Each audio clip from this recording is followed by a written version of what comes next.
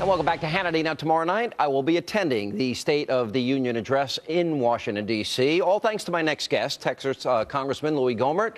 He's a representative, and he invited me a few weeks ago, and I have graciously accepted. And he's here now with a preview of our big day. Congressman, all right, what do I got to expect here?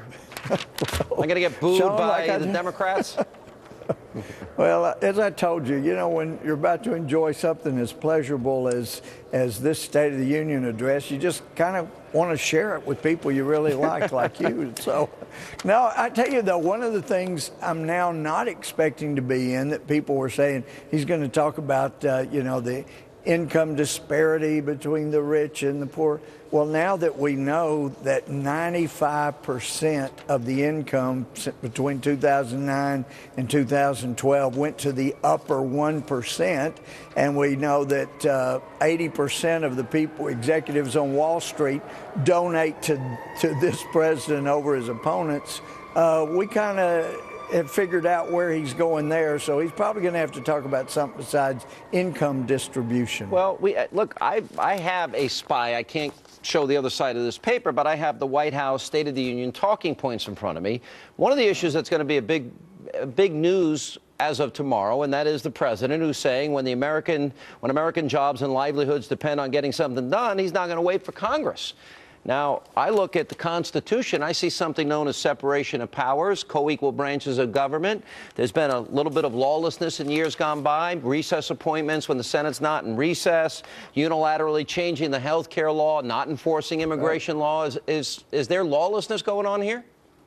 Well, there certainly appears to be when you just ignore the Constitution and say, oh, I don't like that law, I'm not going to enforce it, I'm not going to enforce this law. Oh, I don't like the immigration law, so here's the new law. I mean, that's what kings do.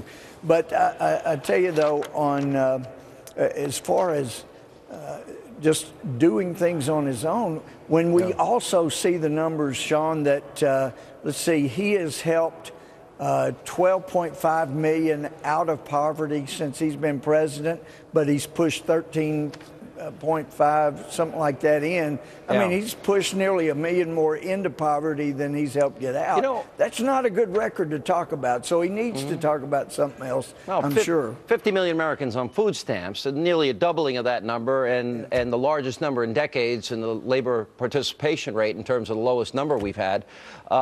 Should he apologize? And it would be humorous. Should he apologize over Obamacare and like your doctor, keep your doctor, like your plan, keep your plan?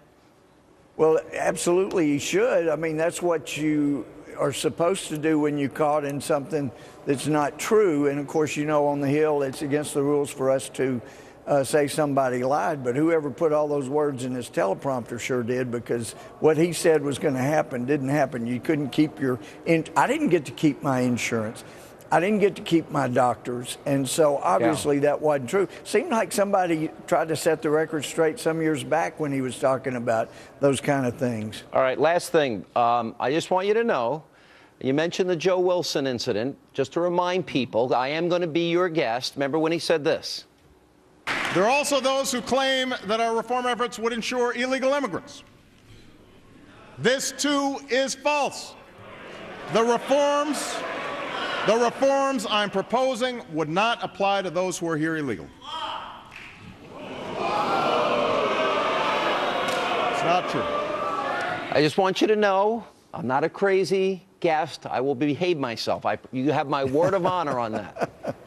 Well, I'm not worried about you. I'm worried more about the speaker than I am about you, Sean. That's why I invited you. All right. Louie Gohmert, we'll see you tomorrow night. Thanks so much. Thanks so much, Sean. All right, coming up next.